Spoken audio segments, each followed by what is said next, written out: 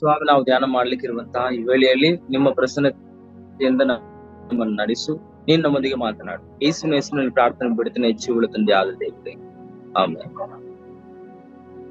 ಕರ್ತನಲ್ಲಿ ಪ್ರೀತಿಯುಳ್ಳ ದೇವ ಜನರಿಗೆ ಯೇಸು ಕ್ರಿಸ್ತನ ಹೆಸರಿನಲ್ಲಿ ಶುಭವಂದನೆಯನ್ನು ಹೇಳ್ತಾ ಇದ್ದೀನಿ. ಈ ಬೆಳಗಿನ ಸಂದರ್ಭದಲ್ಲಿ ಕೂಡ ನಾವು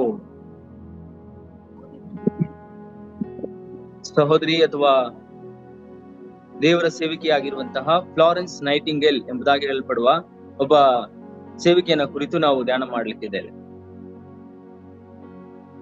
ನಾವು ಪ್ರತಿ ದಿವಸವೂ ಕೂಡ ಒಂದೊಂದು ದೇವರ ಸೇವಕರನ್ನ ಅಥವಾ ರಕ್ತಸಾಕ್ಷಿಯಾಗಿ ಸತ್ತೋದವರನ್ನ ಅಥವಾ ತಮ್ಮ ಜೀವಿತವನ್ನೇ ಕರ್ತನಿಗಾಗಿ ಮುಡುಪಾಗಿ ಕೊಟ್ಟಂತವರನ್ನ ಅಥವಾ ತಮ್ಮ ಜೀವಿತದಲ್ಲಿ ಯೇಸು ಕ್ರಿಸ್ತನ ಚಿತ್ತವನ್ನ ಲೋಕದಲ್ಲಿ ಧ್ಯೇಯಾಗಿ ಇಟ್ಕೊಂಡು ಅದನ್ನ ಸರಿಯಾದ ರೀತಿಯಲ್ಲಿ ಮಾಡಿ ಮುಗಿಸಿದಂತಹ ದೇವ ಸೇವಕರುಗಳನ್ನ, ದೇವ ಮನುಷ್ಯರನ್ನ ಕುರಿತು ನಾವು ಧ್ಯಾನ ಮಾಡ್ತಾ ಇದ್ವಿ. ಆ ನಿಟ್ಟಿನಲ್ಲಿ ಈ ದಿನ ಕೂಡ ನಾವು ಫ್ಲಾರೆನ್ಸ್ ನೈಟಿಂಗೇಲ್ ಎಂಬುದಾಗಿ ಹೇಳಲ್ಪಡುವಂತಹ ಒಬ್ಬ ಸ್ತ್ರೀ, ಒಬ್ಬ ಸಹೋದರಿ, ಒಬ್ಬ ಸೇವಕಿ, ಒಬ್ಬ ತಾಯಿಯ ಹೃದಯವನ್ನ ಹೊಂದಿದಂತಹ ಒಬ್ಬ ವ್ಯಕ್ತಿಯನ್ನ ಕುರಿತು ನಾವು ಧ್ಯಾನ ಮಾಡ್ಲಿಕ್ಕಿದ್ದೇವೆ. ಸೊ ಇಲ್ಲಿ ಇವತ್ತು ನಾವು ನಮಗೆ ಕೊಡಲ್ಪಟ್ಟಂತಹ ಸತ್ಯವೇದ ಭಾಗ ನೋಡ್ಬೇಕಂತ ಹೇಳಿದ್ರೆ 1 ಸಾಮುವೇಲ 10ನೇ ಅಧ್ಯಾಯ 17ನೇ ವಚನದಿಂದ ಕೆಲವು ವಚನಗಳು ನಿಮಗೋಸ್ಕರ ಓದ್ತೇನೆ ನೋಡ್ರಿ. 1 ಸಾಮುವೇಲ 10:17-25. ಸಾಮುವೇಲನು ಇಸ್ರಾಯೇಲರನ್ನು ಮಿಚ್ಪೆಗೆ ಕರೆಸಿ ಯೆಹೋವನ ಸನ್ನಿಧಿಯಲ್ಲಿ ಕೂಡಿಸಿಕೊಂಡು ಅವರಿಗೆ, ಇಸ್ರಾಯೇಲ್ ದೇವರಾದ ಯೆಹೋವನು ಹೇಳುವುದನ್ನು ಕೇಳಿರಿ. ಆತನು ನಿಮಗೆ, ನೀವು ಐಗುಪ್ತ್ಯರಿಗೆ ತಪ್ಪಿಸಿಕೊಳ್ಳುವಂತೆ ನಿಮ್ಮನ್ನು ಅವರ ದೇಶದಿಂದ ಬಿಡಿಸಿದವನು, ಬಾಧಿಸಿದ ಬೇರೆ ಎಲ್ಲಾ ಜನಾಂಗಗಳಿಂದ ನಿಮ್ಮನ್ನು ರಕ್ಷಿಸಿದವನು ನಾನೇ. ನೀವಾದರೂ ನಿಮ್ಮನ್ನು ಸಂಕಟಗಳಿಂದ ಬಿಡಿಸಿದ ನಿಮ್ಮ ದೇವರಾದ ನನ್ನನ್ನು ಈಗ ತಿರಸ್ಕರಿಸಿ ನಮಗೊಬ್ಬ ಅರಸನನ್ನು ನೇಮಿಸೆಂದು ಹೇಳುತ್ತೀರಿ ಅನ್ನುತ್ತಾನೆ. ಅದರಿಂದ ನೀವು ಕುಲಕುಲವಾಗಿ ಗೋತ್ರವಾಗಿ ಯೆಹೋವನ ಸನ್ನಿಧಿಯಲ್ಲಿ ಕಾಣಿಸಿಕೊಳ್ಳಿರಿ ಎಂದು ಅಪ್ಪಣೆ ಮಾಡಿದನು. ಸಾಮುವೇಲನು ಇಸ್ರಾಯೇಲರ ಎಲ್ಲಾ ಕುಲಗಳನ್ನ ಸಮೀಪಕ್ಕೆ ಕರೆದಾಗ ಬೆನ್ಯಾಮೀನ್ ಕುಲಕ್ಕೆ ಚೀಟು ಬಿದ್ದಿತು. ಆ ಕುಲದ ಗೋತ್ರಗಳನ್ನು ಬರಮಾಡಿದಾಗ ಮತ್ಸ್ಯ ಗೋತ್ರದಲ್ಲಿ ಕೀಷನ ಮಗನಾದ ಸೌಲನಿಗೆ ಚೀಟು ಬಿದ್ದಿತು. ಅವನನ್ನು ಹುಡುಕಲು ಅವನು ಸಿಕ್ಕಲಿಲ್ಲ. ಅವರು ಆ ಮನುಷ್ಯನು ಇಲ್ಲಿಗೆ ಬರುವನೋ ಎಂದು ಯೆಹೋವನನ್ನು ವಿಚಾರಿಸಿದಾಗ, ಆತನು ಬಂದಿದ್ದಾನೆ, ಇಗೋ ಸಾಮಾನುಗಳಲ್ಲಿ ಅಡಗಿಕೊಂಡಿದ್ದಾನೆ ಎಂದು ಉತ್ತರ ಕೊಟ್ಟನು. ಅವರು ತಟ್ಟನೆ ಹೋಗಿ ಅವನನ್ನು ಹಿಡಿದುಕೊಂಡು ಬಂದು ಜನರ ಮಧ್ಯದಲ್ಲಿ ನಿಲ್ಲಿಸಿದರು. ಎಲ್ಲಾ ಜನರ ಗುಂಪಿನಲ್ಲಿ ಅವನ ಹೆಗಲು ತಲೆಯು ಕಾಣುವಷ್ಟು ಉನ್ನತ ಪುರುಷನಾಗಿದ್ದನು.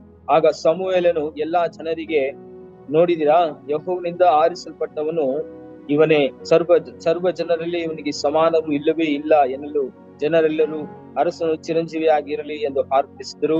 ತರುವಾಯ ಸಮುವೇಲನು ಜನರಿಗೆ ರಾಜನೀತಿಯನ್ನು ಬೋಧಿಸಿ ಅದನ್ನು ಒಂದು ಪುಸ್ತಕದಲ್ಲಿ ಬರೆದು ಯೆಹೋವನ ಸನ್ನಿಧಿಯಲ್ಲಿ ಇಟ್ಟನು. ಆಮೇಲೆ ಜನರನ್ನು ಅವರವರ ಮನೆಗೆ ಕಳುಹಿಸಿ ಬಿಟ್ಟನು ಎಂಬುದಾಗಿ. ಇಲ್ಲಿ ಓದಿರುವಂತಹ ಈ ವೇದ ಭಾಗವು ನಮ್ಗೆಲ್ಲ ಚೆನ್ನಾಗಿ ಗೊತ್ತಿರುವಂತಹ ಒಂದು ಭಾಗ. ಇಸ್ರಾಯೇಲರು ನಮ್ಮ ಸುತ್ತು ಇರುವಂತಹ ರಾಜ್ಯಗಳನ್ನ ನೋಡಿ ಅಥವಾ ದೇಶದ ಜನರನ್ನ ನೋಡ್ಬಿಟ್ಟು ಅವ್ರೇನ್ ಮಾಡ್ತಾರೆ, ತಮಗೂ ಒಬ್ಬ ಅರಸ ಬೇಕು, ರಾಜ ಬೇಕು ಎಂಬುದಾಗಿ ಇಲ್ಲಿ ಹೇಳ್ತಿದ್ದಾರೆ. ಇದಕ್ಕೆ ಹಲವಾರು ಕಾರಣಗಳುಂಟು, ಹಲವಾರು ರೀತಿಯಾದಂತಹ ಕಾರಣಗಳುಂಟು. ಆದಾಗ್ಯೂ ಕೂಡ ಕಾರಣ ಎಷ್ಟೇ ಇದ್ರು ಕೂಡ ಇಲ್ಲಿ ದೇವರು ಬಂದ್ಬಿಟ್ಟು ಅವ್ರಿಗೆ ಒಬ್ಬ ರಾಜನಾಗಿ ಅರಸನಾಗಿದ್ದಾನೆ ಅನ್ನೋದನ್ನ ಅವ್ರು ಮರೆತು ಬಿಟ್ರು. ದೇವ್ರು ಮಾಡಿರುವಂತ ಉಪಕಾರಗಳನ್ನ ಅವ್ರು ಮರೆತು ಬಿಟ್ರು. ಅದಕ್ಕೆ ಏನಾಗ್ಬಿಡುತ್ತೆ ಅಂತ ಹೇಳಿದ್ರೆ, ಅಲ್ಲಿ 8ನೇ ಅಧ್ಯಾಯವನ್ನ ನೀವು ಧ್ಯಾನ ಮಾಡುವಾಗ ಒಬ್ಬ ರಾಜ ಬಂದ್ರೆ, ಒಬ್ಬ ಅರಸ ಬಂದ್ರೆ ಅವನ ಸ್ಥಿತಿಗತಿಗಳು ಹೆಂಗಿರ್ತದೆ, ಏನ್ ಮಾಡ್ತಾನೆ ಅನ್ನೋದನ್ನ ಇಲ್ಲಿ ಬಂದ್ಬಿಟ್ಟು ಆ 1 ಸಾಮುವೇಲ 8ನೇ ಅಧ್ಯಾಯದಲ್ಲಿ ಸಮುವೇಲನು ಜನರಿಗೆ ಸ್ಪಷ್ಟವಾಗಿ ವಿವರಣೆ ಮಾಡ್ತಾ ಇದ್ದಾನೆ. ಅದೆಲ್ಲ ಅಷ್ಟೆಲ್ಲ ಕರಾರು ಕಂಡೀಷನ್ಸ್ ಎಲ್ಲ ಹೇಳಲಾಗಿ ಕೂಡ ಜನರು ಏನ್ ಮಾಡ್ತಾರೆ ಅಂದ್ರೆ, ತುಂಬಾ ಸ್ಟ್ರಾಂಗ್ ಆಗಿದ್ದಾರೆ, ನಮ್ಗೊಬ್ಬ ರಾಜ ಬೇಕು. ಸೊ ಅವರ ಒಂದು ಮೆಚ್ಚುಗೆ, ಅವರ ಒಂದು ಕೋರಿಕೆಯ ಮೇರೆಗೆ ಸಮುವೇಲನು ದೇವರ ಒಂದು ಆರಿಸುವಿಕೆಯ ಮುಖಾಂತರವಾಗಿ ಬೆನ್ಯಾಮೀನ್ ಕುಲದಲ್ಲಿ ಅಥವಾ ಬೆನ್ಯಾಮೀನ್ ಗೋತ್ರಕ್ಕೆ ಸೇರಿದಂತಹ ಮೆಟ್ಸಿಯ ಒಂದು ಕುಲಕ್ಕೆ ಸೇರಿದಂತಹ ಕೀಷನ ಮಗನಾಗಿರುವಂತಹ ಸೌಲನನ್ನ ಇಲ್ಲಿ ಬಂದ್ಬಿಟ್ಟು ಏನ್ ಮಾಡ್ತಾರೆ ಅಂತ ಹೇಳಿದ್ರೆ ಅರಸನ್ನಾಗಿ ನೇಮಿಸ್ತಾರೆ. ಸೊ ನಂತರ ಇದು ಬಂದ್ಬಿಟ್ಟು ಇಲ್ಲಿ ನಡೆದಂತಹ ಘಟನೆ. ಇವತ್ತು ಮುಖ್ಯ ವಚನ ಬಂದ್ಬಿಟ್ಟು 25ನೇ ವಚನ ನೋಡಿ. ತರುವಾಯ ಸಮುವೇಲನು ಜನರಿಗೆ ರಾಜನೀತಿಯನ್ನು ಬೋಧಿಸಿ ಅದನ್ನು ಒಂದು ಪುಸ್ತಕದಲ್ಲಿ ಬರೆದು ಯೆಹೋವನ ಸನ್ನಿಧಿಯಲ್ಲಿ ಇಟ್ಟನು. ಆಮೇಲೆ ಜನರನ್ನು ಅವರವರ ಮನೆಗೆ ಕಳುಹಿಸ್ಬಿಟ್ಟನು. ರಾಜನೀತಿ, ಒಂದು ರಾಜ್ಯ ಬಂದ್ಬಿಟ್ಟು ನಡೆಸ್ಬೇಕು ಅಂತ ಹೇಳಿದ್ರೆ ಅದಕ್ಕೆ ನೀತಿ ಇರಬೇಕು. ಅದು ಯದ್ವತದ್ವಾಗಿ ಹೆಂಗೋ ಇಷ್ಟ ಬಂದಂಗೆ ಅದು ಬಂದ್ಬಿಟ್ಟು ರಾಜ್ಯಭಾರ ಮಾಡಕ್ ಆಗುದಿಲ್ಲ. ಒಂದು ವೇಳೆ ಬಂದ್ಬಿಟ್ಟು ಅದು ಕುಟುಂಬವಾಗಿರ್ಬೋದು ಅಥವಾ ಸಮಾಜದ ಆಗಿರ್ಬೋದು ಅಥವಾ ಕೆಲಸ ಕ್ಷೇತ್ರವಾಗಿರ್ಬೋದು ಅಥವಾ ಯಾವುದೇ ಒಂದು ಅಧಿಕಾರ ವರ್ಗಕ್ಕೆ ಸೇರಿದಂತವ್ರು ಯಾರೇ ಇರ್ಲಿ, ಅವ್ರು ಬಂದ್ಬಿಟ್ಟು ನೀತಿ ಅನ್ನೋದನ್ನ ಅವ್ರು ಫಾಲೋ ಮಾಡ್ಬೇಕು ಅನ್ನೋದು ದೇವರು ನೇಮಿಸಿರುವಂತಹ ಒಂದು ಆಜ್ಞೆ. ಸೊ ಅಲ್ಲಿ ನೋಡ್ಬೇಕಂತ ಹೇಳಿದ್ರೆ ಒಬ್ಬ ಅರಸ ಹೆಂಗಿರ್ಬೇಕು, ಜನರು ಹೆಂಗಿರ್ಬೇಕು, ಮಾತ್ರೊಳಗೆ ಪ್ರಜಾಪ್ರಭುತ್ವ ಅಂದ್ರೆ ಏನು, ಪ್ರಜಾಪಾಲನೆ ಅಂದ್ರೆ ಏನು ಅಂತೇಳಿ ಒಂದು ಎಲ್ಲಾ ರೀತಿಯಂತ ಕಂಡೀಷನ್ಸ್ ಅಥವಾ ರೂಲ್ಸ್ ಅನ್ನೆಲ್ಲ ಅವ್ನ್ ಬರೆದು ಇಟ್ಟಿರ್ತಾನೆ. ಯಾರು? ಸಾಮ್ಯಲನು ಬರೆದು ಅಲ್ಲಿ ದೇವಾಲಯದಲ್ಲಿ ಇಟ್ಟು ಸೌಲನಿಗೂ ಕೂಡ ಬೋಧಿಸಿರುವಂತದನ್ನು ನೋಡ್ತೀವಿ. ಇವತ್ತು ನಮ್ಮ ಜೀವಿತದಲ್ಲಿ ಕೂಡ ದೇವರು ಕೆಲವೊಂದು ರಾಜನೀತಿಯನ್ನ ಏರ್ಪಡಿಸಿರುತ್ತಾರೆ. ನಮ್ಮ ಜೀವನ ಹಿಂಗೆ ಇರ್ಬೇಕು, ಈ ರೀತಿನೇ ಇರ್ಬೇಕು ಅನ್ನೋದು. ಸೊ ನಾವು ಕೂಡ ಅನೇಕ ವರ್ತಿ ಅದನ್ನ ಮರೆತು ಅದನ್ನ ನಾವು ಮೀರಿ ಹೋಗುವಂತ ಸಂದರ್ಭಕ್ಕೆ ಪಾಪಕ್ಕೆ ಒಳಗಾಗ್ತೀವಿ, ಸೈತಾನ ಒಂದು ವರ್ಷಕ್ಕೆ ಬೀಳ್ತೀವಿ. ಸೊ ಅದರಿಂದ ಪ್ರೀತಿಯುಳ್ಳ ದೇವ್ ಜನರೇ, ನಾವು ಕೂಡ ಇಸ್ರಾಯೇಲ್ರು ಕೇಳಿದ ಹಾಗೆ ಕೇಳದೆ ನಮಗೆ ಪರಮ ಒಂದು ಉನ್ನತವಾದ ರಾಜನಿದ್ದಾನೆ, ಆ ರಾಜನನ್ನ ನಾವು ಆದ್ಕೊಳ್ಳುವವರಾಗಿರುವ. ಸರಿ, ಇಲ್ಲಿ ಇವತ್ತು ಬಂದ್ಬಿಟ್ಟು ನಮಗೆ ಕೊಡಲ್ಪಟ್ಟಂತಹ ಒಂದು ರಕ್ತ ಸಾಕ್ಷಿಯ ಅಥವಾ ಒಂದು ಸಾಕ್ಷಿಯ ಜೀವಿತವನ್ನು ನೋಡ್ಬೇಕಂತ ಹೇಳಿದ್ರೆ, ಫ್ಲಾರೆನ್ಸ್ ನೈಟಿಂಗೇಲ್ ಎಂಬುದಾಗಿ ಹೇಳಲ್ಪಡುವಂತಹ ಒಬ್ಬ ಮಹಿಳೆಯ ಕುರಿತು. ಇವರು ಬಂದ್ಬಿಟ್ಟು ನೋಡ್ಬೇಕಂದ್ರೆ, ಇವರು ಜೀವನ ಮಾಡಿದಂತ ಕಾಲಮಾನ 18ನೇ ಶತಮಾನದ ಅಂದ್ರೆ 1820ನೇ ವರ್ಷದಿಂದ 1910ನೇ ವರ್ಷದವರೆಗೆ ಅವ್ರು ಬಂದ್ಬಿಟ್ಟು ಏನ್ ಮಾಡ್ತಾರೆ ಅಂದ್ರೆ, ಈ ತಮ್ಮ ಒಂದು ಜೀವನವನ್ನ ಈ ಲೋಕದಲ್ಲಿ ಅವರು ಸೇವೆಯನ್ನ ಮಾಡ್ತಾರೆ. ಅಂದ್ರೆ ಅವ್ರು ಹುಟ್ಟಿ ಬೆಳೆದು ನಂತರ ಸೇವೆಗೋಸ್ಕರ, ಕಾರ್ಯಗಳಿಗೋಸ್ಕರ ತಮ್ಮನ್ನ ಅರ್ಪಿಸಿಕೊಂಡ್ರು. ಸೊ ಅವರು ಏನ್ ಸೇವೆ ಮಾಡಿದ್ರು ಅಂದ್ರೆ, ಅವರು ಒಂದು ಒಳ್ಳೆಯ ಒಂದು ಕುಟುಂಬದಲ್ಲಿ, ಪ್ರಸಿದ್ಧವಾದ ಕುಟುಂಬದಲ್ಲಿ ಅವ್ರು ಏನ್ ಮಾಡ್ತಾರೆ ಅಂತ ಹೇಳಿದ್ರೆ ಹುಡ್ತಾರೆ. ಒಂದು ಒಳ್ಳೆಯ ಕುಟುಂಬದಲ್ಲಿ ಅವ್ರು ಹುಡ್ತಾರೆ. ನೋಡ್ಬೇಕಂದ್ರೆ ನೋಡಿ, ಬೈಬಲ್ ಅಲ್ಲಿ ನಾವು ನೋಡುವಾಗ ನಮ್ಮ ಪ್ರತಿಯೊಬ್ಬರಿಗೂ ಕೂಡ ಒಂದೊಂದು ಉದ್ದೇಶವನ್ನ ದೇವ್ರು ಏನ್ ಮಾಡ್ತಾರೆ ಅಂದ್ರೆ ಇಟ್ಟಿದ್ದಾರೆ. ನೀವು ಯೆರೆಮೀಯನ ಪ್ರವಾದನೆ ಗ್ರಂಥ 29ನೇ ಅಧ್ಯಾಯ 11ನೇ ವಚನ ಓದ್ಬೇಕಂತ ಹೇಳಿದ್ರೆ, ಅಲ್ಲಿ ಹೇಳ್ತಾ ಇದೆ, ದೇವರು ನಮಗೋಸ್ಕರ ಒಂದು ಉದ್ದೇಶವನ್ನ ದೇವ್ರು ಇಟ್ಟಿದ್ದಾನಂತೆ. ನಮ್ಮ ಜನನ ನಾವ್ ಯಾಕೆ ಹುಟ್ಟಿದೀವಿ ಅಂದಾಗ ಆ ಉದ್ದೇಶವನ್ನ ಬಂದ್ಬಿಟ್ಟು ದೇವ್ರು ಮಾತ್ರ ಬಲ್ಲನು, ಆ ಉದ್ದೇಶವನ್ನ ದೇವ್ರು ನೆರವೇರಿಸ್ತಾನಂತ ಹೇಳಿ ಇಲ್ಲಿ ಹೇಳ್ತಾ ಇದೆ. ನೋಡ್ರಿ, ಯೆರೆಮೀಯ 29:11ನೇ ವಚನದಲ್ಲಿ ಹೇಳ್ತಾ ಇದೆ, ನಿರೀಕ್ಷೆ ಇರಲಿ ಎಂದು ನಾನು ನಿನ್ನ ವಿಷಯದಲ್ಲಿ ಮಾಡಿಕೊಳ್ಳುತ್ತಿರುವ ಆಲೋಚನೆಗಳು ನಾನೇ ಬಲ್ಲನು, ಅವು ಅಹಿತವಾದ ಯೋಚನೆಗಳಲ್ಲ, ಹಿತವಾದ ಯೋಚನೆಗಳೇ. ನೋಡ್ರಿ ಎಷ್ಟು ಚೆನ್ನಾಗಿ ಹೇಳ್ತಿದೆ ಅಲ್ಲ. ಸೊ ನಮ್ಮ ಕುರಿತಾಗಿ ದೇವರು ಒಂದು ಪ್ಲಾನ್ ಇಟ್ಟಿದ್ದಾರೆ. ಆ ಒಂದು ಪ್ಲಾನ್ ಏನಪ್ಪಾ ಅಂತ ಹೇಳಿದ್ರೆ ದೇವರಿಗೆ ಮಾತ್ರ ಗೊತ್ತುಂಟು. ಒಂದು ಹಂತಕ್ಕೆ ಬಂದಾಗ ಆ ಪ್ಲಾನ್ ಅನ್ನ ನಾವು, ಯೋಚನೆಯನ್ನ ನಾವು ಅರಿತವರಾಗಿ ನಮ್ಮ ಜೀವಿತವನ್ನ ಸಾಗಿಸುವಂತದ್ದು ನಮ್ಮ ಪ್ರತಿಯೊಬ್ಬರ ಕರ್ತವ್ಯವಾಗಿದೆ. ಸೊ ಇಲ್ಲಿ ನೋಡ್ಬೇಕಂತ ಹೇಳಿದ್ರೆ, ಮೇ 12, 1820ನೇ ವರ್ಷದಲ್ಲಿ ಫ್ಲಾರೆನ್ಸ್ ಎಂಬುದಾಗಿ ಹೇಳಲ್ಪಡುವ, ಇಟಲಿ ದೇಶದಲ್ಲಿರುವ ಫ್ಲಾರೆನ್ಸ್ ಎಂಬುದಾಗಿ ಹೇಳಲ್ಪಡುವಂತಹ ಒಂದು ಪ್ರಾಂತದಲ್ಲಿ, ತುಂಬಾ ಶ್ರೀಮಂತಿಕೆ ಆಗಿರುವಂತಹ ಒಂದು ಕುಟುಂಬದಲ್ಲಿ, ತುಂಬಾ ಚೆನ್ನಾಗಿ ವಿದ್ಯಾವಂತರಾಗಿರುವಂತಹ ಕುಟುಂಬದಲ್ಲಿ ಈ ಸಹೋದರಿ ಹುಟ್ಟುತ್ತಾರೆ. ಸೊ ಹುಟ್ಟಿದ ಮೇಲೆ ಅಂದ್ರೆ ನಿಮ್ಗೆ ಈಗ ಅರ್ಥ ಆಗುತ್ತೆ ಏನಂತ ಹೇಳಿದ್ರೆ, ಅವ್ರ ಹೆಸರು ನೈಟಿಂಗೇಲ್ ಅಂತ ಹೇಳಿ. ಎರಡನೇದಾಗಿ ಫ್ಲೋರೆನ್ಸ್ ಅಂದ್ರೆ ಅವರು ಹುಟ್ಟಿದಂತಹ ಆ ಪ್ರದೇಶದ ಹೆಸರು. ಸೊ ಆ ಪ್ರದೇಶದ ಹೆಸರನ್ನ ಇಟ್ಕೊಂಡು ಜೊತೆಗೆ ತಮ್ಮ ಹೆಸರನ್ನ ಇಡ್ತಿದ್ದಾರೆ. ಸೊ ನೋಡ್ಬೇಕಂತ ಹೇಳಿದ್ರೆ, ದೇವ್ರು ಏನ್ ಮಾಡ್ತಾರೆ ಅಂದ್ರೆ, ಅವರ ಜೀವಿತದಲ್ಲಿ ಅವರ ಒಂದು ಯೌವನ ಪ್ರಾಯದಲ್ಲೇ ದೇವರ ಕರೆಯನ್ನ ಅವರು ಸ್ವೀಕಾರ ಮಾಡಿಕೊಂಡು, ಆಯ್ತು ನಾನ್ ದೇವರ ಸೇವೆಗೆ ಹೋಗ್ತೀನಿ ಅಂತ. ಸೊ ನಂತರ ನೋಡ್ಬೇಕಂತ ಹೇಳಿದ್ರೆ ಏನ್ ಕರೆ ಅವ್ರಿಗೆ ಬಂದಂತ ಕರೆ ಏನಂತ ನೋಡುವಾಗ ಇಲ್ಲಿ ನಾವು ಕ್ಲಿಯರ್ ಆಗಿ ನೋಡ್ಬೋದು. ಏನಂತ ಹೇಳಿದ್ರೆ, ಅಲ್ಲಿ ಬಂದ್ಬಿಟ್ಟು ದೇವರು ಆಕೆಯನ್ನ ಬಂದ್ಬಿಟ್ಟು ಯಾವ್ದಕ್ಕೋಸ್ಕರ ಕರಿತಿದಾರೆ ಅಂತ ಹೇಳಿದ್ರೆ, ಒಂದು ನರ್ಸ್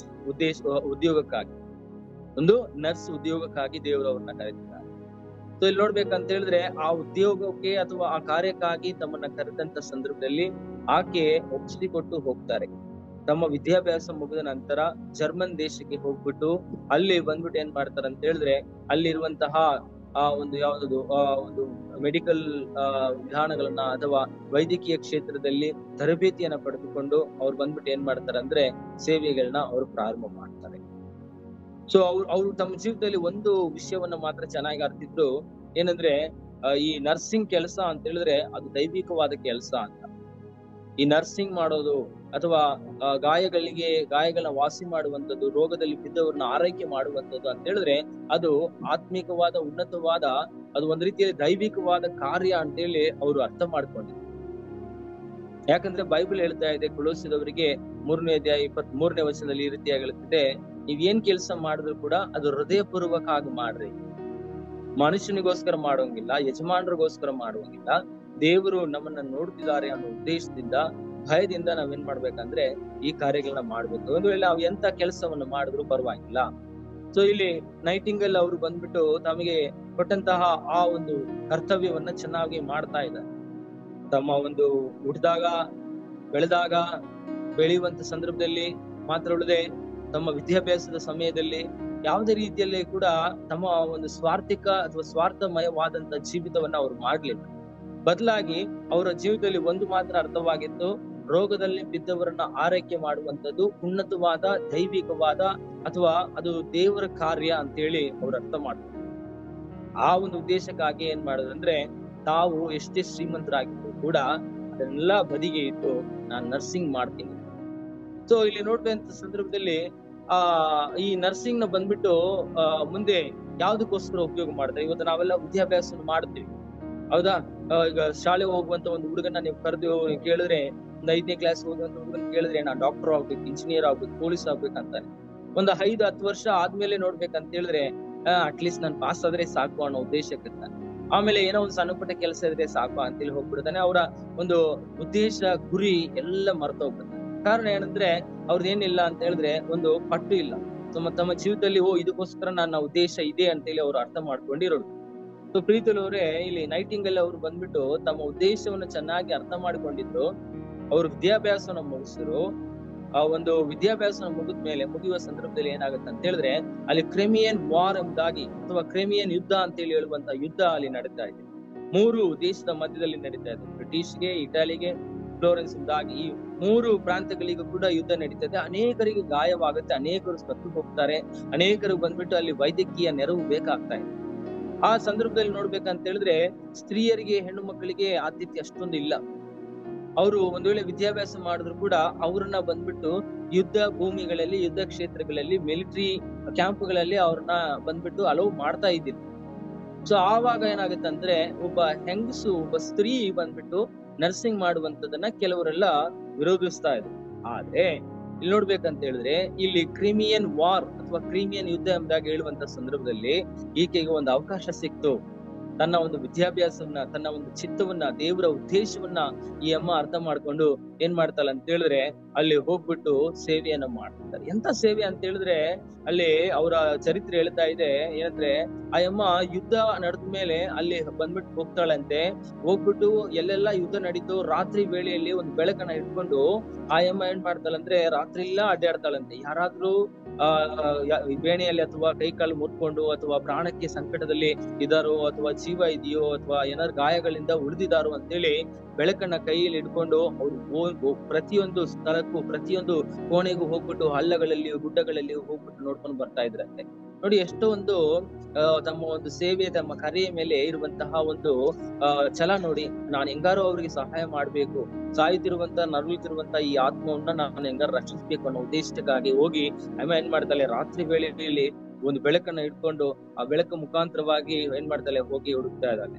ಸೊ ಮಾತ್ರವಲ್ಲ, ನೋಡ್ಬೇಕಂತ ಹೇಳಿದ್ರೆ ಈ ಅಮ್ಮ ಈ ಆಸ್ಪತ್ರೆಗಳಲ್ಲಿ ಕೆಲಸ ಮಾಡುವಂತ ಸಂದರ್ಭದಲ್ಲಿ ಈ ಒಂದು ಆರೋಗ್ಯವನ್ನ ಏನ್ ಮಾಡ್ತಾಳೆ ಅಂದ್ರೆ, ಸ್ವಲ್ಪ ಹೈಜೀನ್ ಆಗಿ ಮಾಡ್ಬೇಕು ಅಲ್ವಾ, ಸ್ವಲ್ಪ ಚೆನ್ನಾಗಿ ನೈರ್ಮಲ್ಯವಾಗಿರ್ಬೇಕು, ಎಲ್ಲ ಚೆನ್ನಾಗಿ ಶುದ್ಧವಾಗಿರ್ಬೇಕು ಅನ್ನೋ ಉದ್ದೇಶವನ್ನ ಜನಗಳಿಗೆ ಕಳಿಸ್ಕೊಡ್ತಾಳೆ. ಇದರಿಂದ ಏನಾಗುತ್ತೆ ಅಂತ ಹೇಳಿದ್ರೆ, ಆಸ್ಪತ್ರೆಗಳಲ್ಲಿ ಮರಣದ ಸಂಖ್ಯೆ ತುಂಬಾ ಕಡಿಮೆ ಆಗ್ತದೆ. ಕಾರಣ ಏನಂದ್ರೆ, ಈಕೆಯ ಒಂದು ಆರೈಕೆ ಅದು ವಿಶೇಷವಾಗಿದೆ.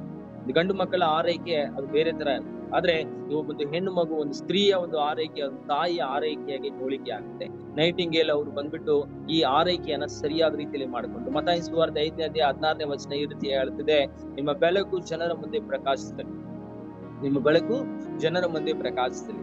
ಸೊ ನಮ್ಮ ಬೆಳಕನ್ನ ನಾವೇನ್ ಮಾಡ್ಬೇಕಂತ ಹೇಳಿದ್ರೆ, ಜನರ ಮುಂದಗಡೆ ಪ್ರಕಾಶಿಸ್ಲಿಕ್ಕೆ ಆಗುವಂತೆ ನಾವು ತಗೊಂಡ್ ಬರ್ಬೇಕು. ಒಂದು ವೇಳೆ ನಮ್ಮಲ್ಲಿ ಇರುವಂತ ತಲಾಂತರ ಆಗಿರ್ಬೋದು, ನಮ್ಮಲ್ಲಿ ಇರುವಂತ ವಿದ್ಯೆ ಆಗಿರ್ಬೋದು, ಅಥವಾ ನಮ್ಗೆ ಬಂದಿರುವಂತ ಕೆಲಸವಾಗಿರ್ಬೋದು, ಅಥವಾ ನಮಗೆ ಒಂದು ವೇಳೆ ಮಾತನಾಡುವ, ಬೋಧಿಸುವಂತ ಅಥವಾ ಬೇರೆ ಯಾವುದೇ ರೀತಿಯಾದಂತಹ ಕಾರ್ಯಗಳು ನಮ್ಗೆ ಇದ್ರು ಕೂಡ ಅದನ್ನ ಸ್ಪಷ್ಟವಾದ ರೀತಿಯಲ್ಲಿ ಜನಗಳಿಗೆ ಮುಟ್ಟುವ ಹಾಗೆ ನಾವು ಮಾಡುವಂತ ಸಂದರ್ಭದಲ್ಲಿ ದೇವರು ದೊಡ್ಡ ಪರಿವರ್ತನೆಯನ್ನು ಉಂಟು ಮಾಡ್ತಾನೆ, ದೊಡ್ಡ ಬದಲಾವಣೆಗಳನ್ನು ಉಂಟು ಮಾಡ್ತಾನೆ, ಆಶೀರ್ವಾದಗಳನ್ನ ಉಂಟು ಮಾಡ್ತಾನೆ. ಇದನ್ನ ನಾವು ಯಾವತ್ತಿಗೂ ಮರೀಲಿಕ್ಕೆ ಹೋಗಬಾರ್ದು. ಯಾಕಂದ್ರೆ ನೈಟಿಂಗೇಲ್ ಅವರು ನಮ್ಗೆ ಸ್ಪಷ್ಟವಾದ ಒಂದು ಉದಾಹರಣೆ ಆಗಿದ್ದಾರೆ. ಇಲ್ಲಿ ಆ ಒಂದು ಅದೇ ಹೇಳ್ದಲ್ಲ, ಕ್ರಿಮಿಯನ್ ವಾರ್ ಅಂತ ಹೇಳಿ ಹೇಳಿದೆ ಅಲ್ಲ, ಆ ಯುದ್ಧ ಸಂದರ್ಭದಲ್ಲಿ ಈ ಅಮ್ಮ ಆ ಯುದ್ಧ ಎಲ್ಲ ಮುಗಿದ್ಮೇಲೆ ಏನಾಗ್ತದೆ ಅಂತ ಹೇಳಿದ್ರೆ, ಒಂದು ನೈಟಿಂಗೇಲ್ ಸ್ಕೂಲ್ ಆಫ್ ನರ್ಸಿಂಗ್ ಅಂತ ಹೇಳಿ ಒಂದು ಸ್ಕೂಲ್ ಸ್ಟಾರ್ಟ್ ಮಾಡ್ತಾರೆ 1860ನೇ ಇಸ್ವಿಯಲ್ಲಿ. 1860 ಇಸ್ವಿಯಲ್ಲಿ ಏನ್ ಮಾಡ್ತಾಳೆ ಅಂದ್ರೆ ಈ ಸ್ತ್ರೀ ಅಥವಾ ಈ ತಾಯಿ ಅಥವಾ ಈ ಒಬ್ಬ ಸೇವಕಿ ಏನ್ ಮಾಡ್ತಾರೆ ಅಂದ್ರೆ ಒಂದು ನೈಟಿಂಗೇಲ್ ಸ್ಕೂಲ್ ಆಫ್ ನರ್ಸಿಂಗ್ ಅಥವಾ ನೈಟಿಂಗೇಲ್ ಒಂದು ಸ್ಕೂಲ್, ಒಂದು ರೀತಿಯಲ್ಲಿ ನರ್ಸಿಂಗ್ ಹೆಣ್ಮಕ್ಳಿಗೆ ಪ್ರೋತ್ಸಾಹವನ್ನ ಕೊಟ್ಬಿಟ್ಟು ಏನ್ ಮಾಡ್ತಾರೆ ಅಂತ ಹೇಳಿದ್ರೆ ನರ್ಸಿಂಗ್ ಗೆ ಬನ್ನಿ ಅಂತೇಳಿ ಆಹ್ವಾನ ನೀಡ್ತಿದ್ದಾರೆ. ಸೊ ಇದು ಏನ್ ಮಾಡ್ತಾರೆ ಅಂದ್ರೆ ನಂತರ ನೋಡ್ಬೇಕಂತ ಹೇಳಿದ್ರೆ ಒಂದು ಹೆಲ್ತ್ ಕೇರ್ ಆರೋಗ್ಯ ಶಿಬಿರಗಳನ್ನ ಈ ಅಮ್ಮ ಜಾಸ್ತಿ ಪ್ರಾರಂಭ ಮಾಡಿದ್ರು. ಆರೋಗ್ಯ ಶಿಬಿರಗಳನ್ನ ಎಲ್ಲಾ ಕಡೆ, ಅದು ಎಲ್ಲೆಲ್ಲ ಯುದ್ಧ ನಡೆದು ಎಲ್ಲೆಲ್ಲ ತುಂಬಾ ಘೋರವಾಗಿ ಜನಗಳು ಅವಧಿ ಪಡ್ತಾ ಇದ್ರು, ಅಲ್ಲೆಲ್ಲ ಬಂದ್ಬಿಟ್ಟು ಈ ಅಮ್ಮ ಹೋಗ್ಬಿಟ್ಟು ಒಂದು ಕ್ಯಾಂಪ್ ಗಳನ್ನ ಏರ್ಪಡಿಸಿ ಅವರಿಗೆ ಹೆಲ್ತ್ ಕೇರ್ ಗಳನ್ನ ಕೊಟ್ಟು ಅವರಿಗೆ ಆರೈಕೆಗಳನ್ನ ಮಾಡ್ತಾ ಇದ್ದಾರೆ. ಸೊ ಅದಾದ ಮೇಲೆ ನೋಡ್ಬೇಕಂತ ಹೇಳಿದ್ರೆ ಅಲ್ಲಿ ಭಾರತ ದೇಶದಲ್ಲಿ ಕೂಡ ಈ ಅಮ್ಮ ಒಂದು ಹಾಸ್ಪಿಟಲ್ ನ ತಂದಿದ್ದಾರೆ. ಬ್ರಿಟಿಷ್ ಅಲ್ಲಿ ಮಾತ್ರ ಅಲ್ಲ, ಬ್ರಿಟಿಷ್ ದೇಶದಲ್ಲಿ, ಬ್ರಿಟನ್ ಅಲ್ಲಿ ಮಾತ್ರ ಅಲ್ಲದೆ ಭಾರತ ದೇಶದಲ್ಲಿ 2 ದೇಶದಲ್ಲಿಯೂ ಈ ಅಮ್ಮ ತುಂಬಾ ಸೇವೆ ಮಾಡಿ ಅನೇಕ ಹಾಸ್ಪಿಟಲ್ ಗಳನ್ನ ತಂದು ಅನೇಕ ರೀತಿಯಾದಂತಹ ಜನರಿಗೆ ಸಹಾಯ ಮಾಡ್ತಿದ್ದಾರೆ. ನೀವು ಜ್ಞಾನೋಕ್ತಿಗಳು 31ನೇ ಅಧ್ಯಾಯ 10ನೇ ವಚನವನ್ನು ಓದ್ಬೇಕಂತ ಹೇಳಿದ್ರೆ, ನೀವು ಬಡವರಿಗೂ ದಿಕ್ಕಿಲ್ಲದವರಿಗೂ ನೀವು ಸಹಾಯ ಮಾಡ್ರಿ ಅಂತ ಹೇಳಿ 21ನೇ ಅಧ್ಯಾಯ 20ನೇ ವಚನದಲ್ಲಿ ನೋಡುವಾಗ ಅಲ್ಲಿ ನೋಡ್ಬೇಕಂತ ಹೇಳಿದ್ರೆ ಹೇಳ್ತದೆ, ಬಡವರಿಗಾಗಿ ಕೈ ಬಿಚ್ಚಿ ದಿಕ್ಕಿಲ್ಲದವರಿಗೆ ನೀ ಏನ್ ಮಾಡ್ಬೇಕಂದ್ರೆ ಕೈ ನೀಡುವಳು ಅಲ್ವಾ. ಎಷ್ಟು ಚೆನ್ನಾಗಿದೆ ನೋಡ್ರಿ, ಏನಂದ್ರೆ ಬಡವರಿಗಾಗಿ ಕೈ ಬಿಚ್ಚಿ ದಿಕ್ಕಿಲ್ಲದವರಿಗೆ ಕೈ ನೀಡು.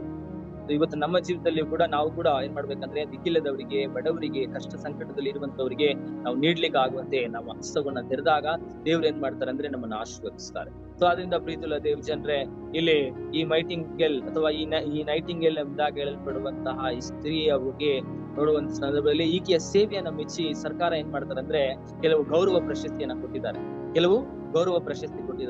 1907ನೇ ಇಸ್ವಿಯಲ್ಲಿ 1907ನೇ ಇಸ್ವಿಯಲ್ಲಿ ಹಿಂದಿನ ಸ್ಲೈಡ್ ಹಾಕಿ ಬ್ರದರ್, ಹಿಂದಿನ ಸ್ಲೈಡ್, ಬ್ಯಾಕ್ ಸ್ಲೈಡ್, ಹಿಂದೆ ಬನ್ನಿ. Received Santosh pastor okay. Received ಇಲ್ಲಿ ನೋಡ್ಬೇಕಂದ್ರೆ ಬ್ರಿಟಿಷ್ ಏನ್ ಮಾಡ್ತಾರೆ ಅಂದ್ರೆ ಆರ್ಡರ್ ಆಫ್ ಮೆರಿಟ್ ಎಂಬುದಾಗಿ ಹೇಳಲ್ಪಡುವಂತ ಮಹಾ ಗೌರವವಾದಂತಹ ಒಂದು ರೀತಿಯಲ್ಲಿ ಅವರಿಗೆ ಒಂದು ಸ್ಥಾನಮಾನವನ್ನು ಕೊಡುತ್ತಾರೆ, ಅವ್ರು ಗೌರವಿಸ್ತಾ ಇದ್ದಾರೆ. ಇಲ್ಲಿ ನಮ್ಮ ಭಾರತ ದೇಶದಲ್ಲಿ ಪದ್ಮಭೂಷಣ್ ಎಲ್ಲ ಹೇಳ್ತೀವಲ್ಲ, ಪದ್ಮಶ್ರೀ ಎಲ್ಲ ಹೇಳ್ತೀವಲ್ಲ, ಆ ರೀತಿ ಆ ದೇಶದಲ್ಲಿ ಮೆರಿಟ್ ಅಥವಾ ಆರ್ಡರ್ ಆಫ್ ಮೆರಿಟ್ ಅನ್ನೋದು ತುಂಬಾ ಪ್ರಬಲವಾಗಿರುತ್ತದೆ. ತುಂಬಾ ಒಳ್ಳೆ ಸೇವಕರಿಗೆ, ಒಳ್ಳೆಯ ಹೃದಯದಲ್ಲಿ ಒಂದು ಚೆನ್ನಾಗಿ ಹೃದಯವನ್ನ ಹೊಂದ್ಕೊಂಡು ಸೇವೆಯನ್ನ ಎಲ್ರಿಗೂ ಉದಾರವಾಗಿ ಮಾಡುವಂತವ್ರು, ಯಾವ್ದು ಸಾಧನೆ ಮಾಡಿದಂತವ್ರಿಗೆ ಆ ಒಂದು ಕಾರ್ಯವನ್ನ ಅಥವಾ ಆ ಒಂದು ವಿಷಯವನ್ನ ಕೊಟ್ಟು ಅವರನ್ನ ಗೌರವಿಸ್ತಾರೆ. ಅದಕ್ಕೆ ಕೊಡುವಂತಹ ಗೌರವಕ್ಕೆ ಹೆಸರು ಏನಪ್ಪಾ ಅಂದ್ರೆ ಆರ್ಡರ್ ಆಫ್ ಮೆರಿಟ್ ಅಂತ. ಸೊ ಅದಾದ್ಮೇಲೆ ನೋಡ್ಬೇಕಂತ ಹೇಳಿದ್ರೆ ಆ ಅಮ್ಮ ಅಲ್ಲಿಗೆ ನಿಂತು ಹೋಗ್ಲಿಲ್ಲ, ಮುಂದೆ ಏನ್ ಮಾಡ್ತಾರೆ, ಸುಧಾರಣೆ ಕಾರ್ಯಗಳನ್ನ ಅವ್ರು ಮಾಡ್ತಾರೆ. ಈ ವಿಶೇಷವಾದ ರೀತಿಯಲ್ಲಿ ಆರೋಗ್ಯ ಸುಧಾರಣೆ ಕಾರ್ಯಗಳನ್ನ ಜಾಸ್ತಿ ಮಾಡಿದ್ರು. ಸೊ ನಂತರ ತಮ್ಮ 90ನೇ ವಯಸ್ಸಿನಲ್ಲಿ ಆ ಅಮ್ಮ ಏನ್ ಮಾಡ್ತಾರೆ ಅಂದ್ರೆ ಈ ಲೋಕವನ್ನ ಬಿಟ್ಟು ಹೋಗ್ತಾರೆ, ಅವರು ಮರಣವನ್ನ ಹೊಂದ್ಕೊಳ್ತಾರೆ. ಇಲ್ಲಿ ಇಬ್ರಿಯರಿಗೆ 6ನೇ ಅಧ್ಯಾಯ 10ನೇ ವಚನದಲ್ಲಿ ನೋಡುವಾಗ ದೇವ್ರ ವಾಕ್ಯ ಈ ರೀತಿಯಾಗಿ ಹೇಳ್ತಿದೆ, ಜನರಿಗೋಸ್ಕರ ನೀವು ಪಡುವಂತ ಪ್ರಯಾಸವನ್ನ ದೇವರು ಅರಿತವನಾಗಿದ್ದಾನೆ ಅಲ್ವಾ. ಈ ಲೋಕದಲ್ಲಿ ಮಾತ್ರ ನಮ್ಗೆ ಇದು ಏನಂದ್ರೆ ಪ್ರಶಸ್ತಿಯೋ ಬಹುಮಾನ ಅಥವಾ ಒಂದು ರೀತಿಯಲ್ಲಿ ಹೆಗ್ಗಳಿಕೆ ಸಿಗೋದು ಮಾತ್ರವಲ್ಲ, ದೇವರು ನಮ್ಮ ಜೀವಿತದಲ್ಲಿ ಪರಲೋಕದಲ್ಲಿ ಕೂಡ ಏನ್ ಮಾಡ್ತಾನೆ ಅಂದ್ರೆ ನೆನ್ಪಿಟ್ಟಿರ್ತಾನೆ. ನೋಡ್ರಿ, ಇಬ್ರಿಯರಿಗೆ 6ನೇ ಅಧ್ಯಾಯ 10ನೇ ವಚನ ಹೇಳ್ತಿದೆ, ನೀವು ದೇವ ಜನರಿಗೆ ಉಪಚಾರ ಮಾಡಿದಿರಿ, ಇನ್ನು ಮಾಡ್ತಾ ಇದ್ದೀರಿ. ಈ ಕೆಲಸವನ್ನು ಇದರಲ್ಲಿ ನೀವು ದೇವರ ನಾಮದ ವಿಷಯವಾಗಿ ತೋರಿಸಿದ ಪ್ರೀತಿಯನ್ನು ಆತನು ಮರೆಯುವುದಕ್ಕೆ ಅನ್ಯಾಯಸ್ಥನಲ್ಲ. ದೇವರು ಮರೆತು ಹೋಗ್ಲಿಕ್ಕೆ ಏನಾದ್ರೂ ಅನ್ಯಾಯಸ್ಥನಲ್ಲ. ಅದರಲ್ಲಿ ಮನುಷ್ಯರು ಮರಿಬಹುದು, ಆದ್ರೆ ದೇವರು ಯಾವತ್ತೂ ಮರೆಯೋದಿಲ್ಲ. ಈ ಫ್ಲೋರೆನ್ಸ್ ನೈಟಿಂಗೇಲ್ ಎಂಬ ಈ ತಾಯಿಯ ಒಂದು ಸೇವೆಯನ್ನ ದೇವರು ಏನ್ ಮಾಡ್ತಾರೆ ಅಂದ್ರೆ ಇವತ್ತು ನೆನಪಿನಲ್ಲಿ ಇಟ್ಟಿದ್ದಾರೆ. ಆ ಒಂದು ನೆನಪಿನ ಕಾರ್ಯವಾಗಿ ಇಷ್ಟು ಒಂದು ಹೆಚ್ಚು ಕಡಿಮೆ 100 ವರ್ಷಗಳು ಕಳೆದರೂ ಕೂಡ ಆ ಒಂದು ಸ್ತ್ರೀಯ ಅಥವಾ ಸೇವಕಿಯ ಒಂದು ಜೀವಿತವನ್ನ ಇವತ್ತು ನಾವು ಧ್ಯಾನ ಮಾಡ್ತಾ ಇದ್ದೀವಿ. ಪ್ರೀತಿಯುಳ್ಳ ದೇವ ಜನರೇ, ನಮ್ಮ ಮಧ್ಯದಲ್ಲಿ ಕೂಡ ದೇವರು ನಮಗೋಸ್ಕರ ರಿವಾರ್ಡ್ ಗಳನ್ನ ಇಡ್ತಾನೆ, ಹೌದಾ. ಮತ್ತಾಯನ ಸುವಾರ್ತೆ 25ನೇ ಅಧ್ಯಾಯದಲ್ಲಿ ನೋಡ್ಬೇಕಂತ ಹೇಳಿದ್ರೆ ಅಲ್ಲಿ 40ರಿಂದ ಕೆಲವು ವಚನಗಳನ್ನ ಓದುವಾಗ ಅಲ್ಲಿ ಹೇಳ್ತಾ ಇದ್ದಾನೆ ಏನಂದ್ರೆ, ತನ್ನ ಬಲಗಡೆಯಲ್ಲಿ ನಿಂತಿರುವಂತಹ ಜನರನ್ನ ನೋಡ್ಬಿಟ್ಟು ಅರಸನು ಈ ರೀತಿಯಾಗಿ ಹೇಳ್ತಾ ಇದ್ದೇನೆ ಏನಂತ, ನಾನು ಹಸಿದವನಾಗಿದ್ದೆ, ನನಗೆ ನೀವು ಊಟ ಕೊಟ್ರಿ, ನೀರಡಿಕೆಯಾಗಿತ್ತು, ನೀರು ಕೊಟ್ರಿ, ಬಟ್ಟೆ ಇಲ್ಲದವನಾಗಿದೆ, ಬಟ್ಟೆ ಕೊಟ್ರಿ, ನನಗೆ ಬಂದ್ಬಿಟ್ಟು ರೋಗ ಪೀಡಿತನಾಗಿದೆ, ನನ್ನನ್ನು ವಿಚಾರಿಸ್ತೀರಿ, ಸೆರೆಮನೆಯಲ್ಲಿದ್ದೆ, ನನ್ನನ್ನು ನೋಡೋದಕ್ಕೆ ಬಂದ್ರಿ, ಒಂಟಿಗನಾಗಿದೆ ಅಥವಾ ವಸ್ತ್ರವಿಲ್ಲದವನಾಗಿದೆ, ನನ್ನನ್ನು ಹೊದಿಸ್ತೀರಿ. ಆಗ ಜನರೆಲ್ಲ ಕೇಳ್ತಾರಂತೆ, ರಾಜ ದೇವ ನೀನು ಯಾವತ್ತು ಈ ರೀತಿಯಾಗಿದ್ದದನ್ನ ನಾವು ನೋಡಿ ಈ ರೀತಿಯಾಗಿ ಮಾಡಿದ್ರಪ್ಪ ಅಂದಾಗ ದೇವರು ಯೇಸು ಅಥವಾ ರಾಜನು ಹೇಳ್ತಾನಂತೆ ಏನಂದ್ರೆ, ನೀವು ಈ ಒಂದು ಬಡವರಿಗೆ, ಈ ಚಿಕ್ಕವರಿಗೆಲ್ಲ ಏನೆಲ್ಲ ಮಾಡ್ತಿರೋ, ಅಲ್ಪವಾಗಿರುವಂತವ್ರಿಗೆ ಏನೆಲ್ಲ ಮಾಡ್ತಿರೋ, ಸಂಕಟದಲ್ಲಿ ಯಾರಿಗೆಲ್ಲ ಏನೆಲ್ಲ ಮಾಡ್ತಿರೋ, ಅದ್ ಯಾರು ಮಾಡ್ದಂಗ ಆಯ್ತು, ನನಗೆ ಮಾಡ್ದಂಗ ಆಯ್ತು ಅಂತ ಯೇಸು ಸ್ವಾಮಿ ಹೇಳ್ತಿದ್ದಾರೆ. ಪ್ರೀತಿಯುಳ್ಳ ದೇವ ಜನರೇ, ಇದು ಬಂದ್ಬಿಟ್ಟು ದೇವರ ಒಂದು ಧ್ಯೇಯ, ಇದೇ ಉದ್ದೇಶ, ಇದೇ ಯೇಸು ಸ್ವಾಮಿ ಲೋಕದಲ್ಲಿ ಬಂದಂತಹ ಉದ್ದೇಶ ಇದೆ. ಏನಂದ್ರೆ ತನ್ನ ಪ್ರೀತಿಯನ್ನ ತಂದೆಯಾದ ದೇವರು ತನ್ನ ಮೇಲೆ ತೋರಿಸಿರುವ ಪ್ರೀತಿಯನ್ನ ಯಾವುದೇ ರೀತಿಯಾದಂತಹ ಕಂಡೀಷನ್ ಇಲ್ಲದೆ, ಯಾವುದೇ ನಿರ್ಬಂಧವಿಲ್ಲದೆ ಎಲ್ಲರಿಗೂ ಹುದುವಾಗಿ ಒಂದೇ ರೀತಿಯಲ್ಲಿ ನೋಡುವಂತಹ, ನಿನ್ನೆ ಇದ್ದಾಗೆ ಇಂದು ಯಾವತ್ತು ಎಂದೆಂದಿ ಸದಾಕಾಲವಾಗಿ ಏಕ ರೀತಿಯಾಗಿರ್ತಾನೆ ಅಂತ ವಾಕ್ಯ ಹೇಳ್ತಾ ಇದೆ. ಆದ್ರೆ ನಾವುಗಳು ಅನೇಕ ಸಂದರ್ಭದಲ್ಲಿ ಪರಿವರ್ತನೆ ಹೊಂದ್ಕೊಂಡ್ಬಿಡ್ತೀವಿ. ಏನಂದ್ರೆ ಈ ಒಂದು ಕಾಲಗಳು ಬದಲಾವಣೆ ಆಗ್ತಿದ್ದಂಗೆ ನಮ್ಮ ಜೀವಿತವು ಬದಲಾವಣೆ ಆಗ್ಲಿಕ್ಕೆ ನಾವು ಕೂಡ ಅನುವು ಮಾಡ್ಕೊಳ್ತೀವಿ. ಆ ರೀತಿ ಅಲ್ಲ, ಯೇಸು ಸ್ವಾಮಿ ಯಾವತ್ತೂ ಬದಲಾವಣೆ ಆಗುವುದಿಲ್ಲ. ಆತನ ಮಕ್ಕಳಾಗಿರುವಂತ ನಾವು ಬದಲಾವಣೆ ಆಗುವಂತಹ ಸಾಧ್ಯತೆ ಇರಬಾರದು. ಬದಲಾವಣೆ ಆಗದೇ ಇರುವಂತಹ ಹಂಗದಲ್ಲಿ ನಾವು ಇರ್ತಿಲ್ಲ. ಪ್ರೀತಿಯುಳ್ಳ ದೇವ ಜನರೇ, ಇವತ್ತು ನೋಡ್ಬೇಕಂದ್ರೆ ಮೊದಲನೇದಾಗಿ ನೋಡುವಾಗ ಈ ಫ್ಲೋರೆನ್ಸ್ ನೈಟಿಂಗೇಲ್ ಎಂಬ ಹೇಳುವಂತ ಈ ತಾಯಿಯ ಜೀವಿತದಿಂದ ನಾವು ಕಲಿತಿರುವಂತ ಪಾಠ ಏನಪ್ಪಾ ಅಂತ ಹೇಳಿದ್ರೆ, ದೇವರ ಕರೆಯನ್ನ ನಮ್ಮ ಜೀವಿತದಲ್ಲಿ ನಾವು ಕೇಳಿ ವಿಧೇಯರಾಗಿ ಅದ್ರ ಪ್ರಕಾರ ನಡ್ಕೋಬೇಕು. ಎಂತ ಕಠಿಣ ಪರಿಸ್ಥಿತಿ ಬಂದ್ರೂ ಪರವಾಗಿ. ಯೋಚನೆ ಮಾಡಿ ನೋಡಿ, 18ನೇ ಶತಮಾನದಲ್ಲಿ ಸ್ತ್ರೀಯರಿಗೆ, ಹೆಣ್ಮಕ್ಳಿಗೆ ಅಷ್ಟೊಂದು ಆದ್ಯತೆ ಇಲ್ಲ. ಪ್ರಪಂಚವೇ ಈ ಒಂದು ವಿಷಯವನ್ನ ಒತ್ತಿ ಹೇಳ್ತಾ ಇತ್ತು. ಸ್ತ್ರೀಯರಿಗೆ, ಹೆಣ್ಮಕ್ಳಿಗೆ ಅಷ್ಟೊಂದು ಆದ್ಯತೆಗಳಿಲ್ಲ. ಅವರೆಲ್ಲ ಬಂದ್ಬಿಟ್ಟು ಎಲ್ಲಾ ಕಡೆ ಬರುವಂತಹ ಒಂದು ಅವಕಾಶಗಳಿದ್ದಿಲ್ಲ. ಆದಾಗಿ ಕೂಡ ಈ ಅಮ್ಮ ಧೈರ್ಯ ಮಾಡ್ಕೊಂಡು, ಇಲ್ಲ ನಾನು ಮಾಡ್ತೀನಿ, ಛಲದಿಂದ ಮಾಡಿ ತನ್ನ ಸ್ವಾರ್ಥಕ್ಕಾಗಿ ಎಲ್ಲ ದೇವರ ಕರೆಯನ್ನ ನಮ್ಮ ಜೀವಿತದಲ್ಲಿ ಯಶಸ್ಸು ಮಾಡ್ಲಿಕ್ಕೆ ಆಗುವಂತೆ ಒಪ್ಪಿಸಿಕೊಟ್ರು. ಇವತ್ತು ನಾವುಗಳು ಕೂಡ ನಮ್ಮ ಕರೆಯನ್ನ ಅರ್ಥ ಮಾಡಿಕೊಂಡವರಾಗಿರೋಣ, ಅದಕ್ಕೆ ಸರಿಯಾದ ರೀತಿಯಲ್ಲಿ ವಿಧೇಯರಾಗೋಣ, ಅದರ ಪ್ರಕಾರ ಆಗಿ ನಡೆಯೋಣ. ಮಾತ್ರಲ್ಲದೆ ಎಂತ ಕಠಿಣ ಪರಿಸ್ಥಿತಿ ಬಂದರೂ ಕೂಡ ಏಕ ರೀತಿಯಲ್ಲಿ ಅಚಲದಿಂದ ದೃಢವಾಗಿ ನಿಂತುಕೊಳ್ಳುವಂತ ಸಂದರ್ಭದಲ್ಲಿ ದೇವರ ಕಾರ್ಯಗಳನ್ನ ನಮ್ಮ ಜೀವಿತದಲ್ಲಿ ಮಾಡ್ಲಿಕ್ಕೆ ಉಂಟು. ಎರಡನೇದಾಗಿ ನೋಡ್ಬೇಕಂತ ಹೇಳಿದ್ರೆ, ಯಾವುದೇ ಒಂದು ಸ್ವಾರ್ಥವಿಲ್ಲದೆ ನಿಸ್ವಾರ್ಥವಾಗಿ ಆ ಎಮ್ಮ ಸೇವೆ ಮಾಡೋದು. ಇವತ್ತು ನಾವುಗಳು ಕೂಡ ಅನೇಕ ಸಂದರ್ಭದಲ್ಲಿ ಅನೇಕರು ಹೇಳುವಂಥದ್ದು ಏನಪ್ಪಾ ಅಂದ್ರೆ, ನಾನು ಇಷ್ಟು ವರ್ಷ ದೇವರ ನಂಬ್ತಾ ಇದ್ದೀನಿ, ಇಷ್ಟು ವರ್ಷ ಚರ್ಚೆಗೆ ಹೋಗ್ತಾ ಇದ್ದೀನಿ, ಇಷ್ಟು ವರ್ಷ ಸೇವೆ ಮಾಡ್ತಾ ಇದ್ದೀನಿ, ಈ ರೀತಿ ಕೆಲಸ ಮಾಡ್ತಾ ಇದ್ದೀನಿ, ನನ್ನ ಜೀವಿತದಲ್ಲಿ ಏನು ಉದ್ಧಾರ ಇಲ್ಲ, ನಾನು ಹಿಂಗೆ ಇದ್ದೀನಿ, ನಾನು ಹಂಗೆ ಇದ್ದೀನಿ ಅಂತೇಳಿ ನಾವು ನೆಪ ಹೇಳ್ತಾ ಇದ್ವಿ ವಿನಃ ದೇವರು ನಮ್ಮ ಜೀವಿತದಲ್ಲಿ ಮಾಡಿರುವಂತಹ ಕಾರ್ಯಗಳನ್ನ ನಾವು ಮರ್ತು ಹೋಗ್ಬಿಡ್ತೀವಿ. ನಮ್ಮ ಒಂದು ನಿಸ್ವಾರ್ಥ ಸ್ವಾರ್ಥ ಅಂತ ಹೇಳುವಂತ ಒಂದು ಚಕ್ರದಿಂದ ಅಥವಾ ಒಂದು ವೃತ್ತದಿಂದ ನಾವು ಹೊರಡೆ ಬಂದು ದೇವರು ನಮ್ಮ ಜೀವಿತದಲ್ಲಿ ಮಾಡಿರುವಂತ ಕಾರ್ಯಗಳನ್ನ ನೆನೆದಾಗ ನಾವು ನಿಸ್ವಾರ್ಥರಾಗ್ತೇವೆ ಅಲ್ವಾ. ಈ ಅಮ್ಮ ಒಂದು ವೇಳೆ ಸ್ವಾರ್ಥಿಯಾಗಿದ್ದಿರ್ಬೋದಾಗಿತ್ತು, ಐಷಾರಾಮಿ ಜೀವನ ಮಾಡ್ಬೋದಾಗಿತ್ತು, ದೊಡ್ಡ ಶ್ರೀಮಂತಿಕೆಯ ಒಂದು ಕುಟುಂಬದಲ್ಲಿ ಹುಟ್ಟಿದಂತ ಅಮ್ಮ ಈ ಫ್ಲೋರೆನ್ಸ್ ನೈಟಿಂಗೇಲ್ ಆದಾಗಿ ಕೂಡ ತನ್ನ ಸ್ವಾರ್ಥದ, ತನ್ನ ಸುಖ, ತನ್ನ ಜೀವಿತವನ್ನ, ತನಗೆ ಬರುವಂತಹ ಏನದು ವೈಯಕ್ತಿಕವಾದ ಒಂದು ಸಂತೋಷ, ಆನಂದ ಎಲ್ಲವನ್ನ ಕೂಡ ತ್ಯಜಿಸಿ ನಾನು ಹೋಗ್ತೀನಿ. ನೋಡಿ, ಯಾರಿಗ್ ಬರುತ್ತೀರಿ ಒಂದು ರಾತ್ರಿ ವೇಳೆಯಲ್ಲಿ ಎಲ್ರೂ ಯಾರು ಇಲ್ಲದೆ ಇರುವಂತಹ ಭಯಾನಕವಾದ ಒಂದು ಬೀದಿಗಳಲ್ಲಿ ಕೈಯಲ್ಲಿ ಬೆಳಕನ್ನ ಇಟ್ಕೊಂಡು ಯಾರಾದ್ರೂ ಗಾಯಾಳುಗಳಿದ್ದಾರಾ, ಗಾಯಪಟ್ಟವರು ಇದ್ದಾರ ಅಂತ ಹುಡುಕುವಂತ ಧೈರ್ಯ ಯಾರಿಗ್ ಬರುತ್ತೆ? ಚೆನ್ನಾಗಿ ಬರುತ್ತೆ. ಆದ್ರೆ ಒಂದು ಸ್ತ್ರೀ ಹೆಂಗಸಿಗೆ ಬಂದಿದೆ, ಅದು ಎಂತ ಹೆಂಗಸೋದು, ದೇವರ ಸೇವೆ ಮಾಡ್ಬೇಕು ಅಂತ ಉದ್ದೇಶವಾಗಿ ಹೋಗುವಂತ ಹೆಂಗಸು. ಇವತ್ತು ನಮ್ಮನ್ನು ದೇವರು ಕಾಪಾಡ್ತಾನೆ, ದೇವ್ರು ನಡೆಸ್ತಾನೆ ಅಂತ ಹೇಳಿ ನಾವು ಬಂದ್ಬಿಟ್ಟು ಏನ್ ಮಾಡ್ಬೇಕಂದ್ರೆ ಮರೆತು ಹೋಗ್ಬಾರ್ದು, ನಾವು ಮರಿಲೇಬಾರದು. ಸೊ ಮುಂದೆ ನೋಡ್ಬೇಕಂತ ಹೇಳಿದ್ರೆ ಒಂದು ಜೀವಿತ ಅಲ್ವಾ, ಒಂದೇ ಒಂದು ಆತ್ಮವನ್ನ ನಾವು ಬಂದ್ಬಿಟ್ಟು ಏನ್ ಮಾಡ್ಬೋದು, ಕಾಪಾಡಿದ್ರೆ ಆ ಒಂದು ದೊಡ್ಡ ಪರಿವರ್ತನೆ ಉಂಟಾಗುತ್ತೆ. ಇದು ಈ ಫ್ಲೋರೆನ್ಸ್ ನೈಟಿಂಗೇಲ್ ಅಮ್ಮ ಅವರ ಜೀವಿತದಲ್ಲಿ ಇದ್ದಂತ ಒಂದು ಮುಖ್ಯ ಧ್ಯೇಯ. ಒಂದು ಆತ್ಮ, ಅಟ್ಲೀಸ್ಟ್ ಒಂದು ಆತ್ಮ, ಒಂದೇ ಒಂದು ಮನುಷ್ಯನ ನಾನು ಕಾಪಾಡಿದ್ರೆ ಸಾಕು ಅನ್ನೋ ಒಂದು ಉದ್ದೇಶ ಆ ಅಮ್ಮಗೆ.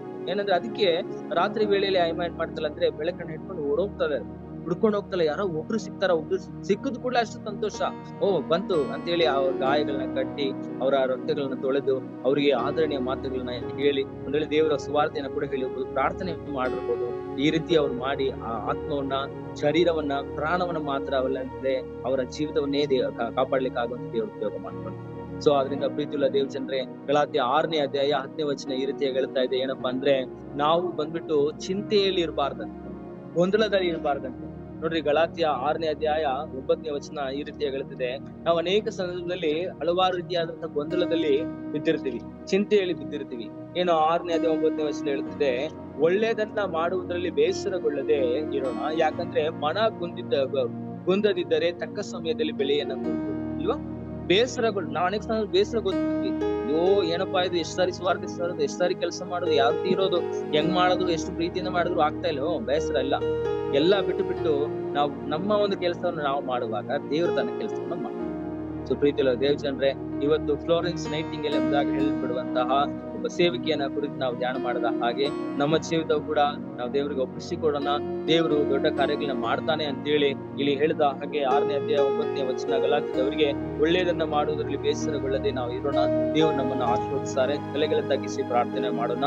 ನಮ್ಮನ್ನ ಪ್ರೀತಿ ಮಾಡುವ ಸ್ವರ್ಗೀಯ ತಂದೆ ಆದ ದೇವರೇ, ನಿಮ್ಮ ನಾಮಕ್ಕೆ ಕೋಟಿ ಸ್ತೋತ್ರ. ಈ ಬೆಳಗಿನ ಜಾವದಲ್ಲಿ ಕೂಡ ಫ್ಲೋರೆನ್ಸ್ ನೈಟಿಂಗೇಲ್ ಎಂಬುದಾಗಿ ಹೇಳಲ್ಪಡುವಂತಹ ಒಬ್ಬ ದೇವ ಸೇವಕಿಯನ್ನ ಕುರಿತು, ಒಬ್ಬ ದೇವರೇ ಸ್ವಾಮಿ ತಾಯಿಯ ಕುರಿತು ನಾವು ಧ್ಯಾನ ಮಾಡ್ತೀವಿ.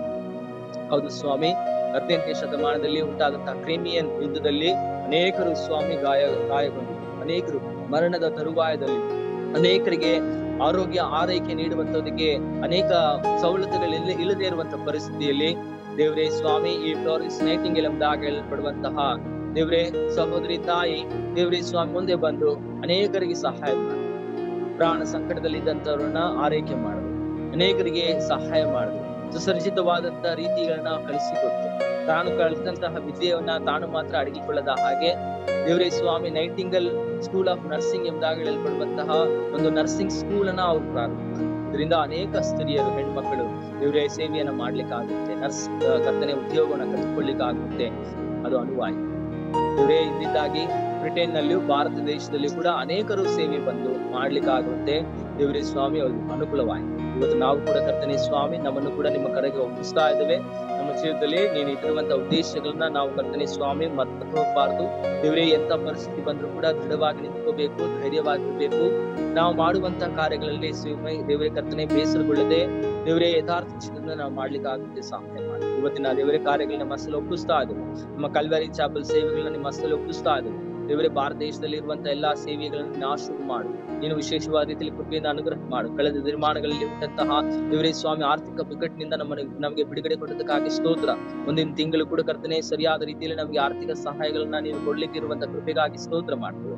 ನಮ್ಮ ಡೈರೆಕ್ಟರ್, ಡೆಪ್ಯೂಟಿ ಡೈರೆಕ್ಟರ್, ಅವರ ಕುಟುಂಬ ಸೇವೆ ವೃಂದದವರನ್ನ ನೀನು ಆಶೀರ್ವಾದ ಮಾಡು ದೇವರೇ. ವಿಶೇಷವಾದ ರೀತಿಯಲ್ಲಿ ಝೂಮ್ ಅಲ್ಲಿ ಇರುವ ಪ್ರತಿಯೊಬ್ಬರನ್ನ ನೀನು ಆಶೀರ್ವದಿಸು. ಅವರ ಅಗತ್ಯಗಳನ್ನ ಅರಿತವನಾಗಿ ಎಲ್ಲಾ ರೀತಿಯಾದ ಕೊರತೆಗಳನ್ನ ನೀಗಿಸು ದೇವರೇ ಸ್ವಾಮಿ. ನಮ್ಮ ಬೆಂಗಳೂರು ಪಟ್ಟಣಕ್ಕಾಗಿಯೂ ದೇವರೇ ಸ್ವಾಮಿ, ಕರ್ನಾಟಕ ರಾಜ್ಯಕ್ಕಾಗಿಯೂ ಭಾರತ ದೇಶಕ್ಕಾಗಿ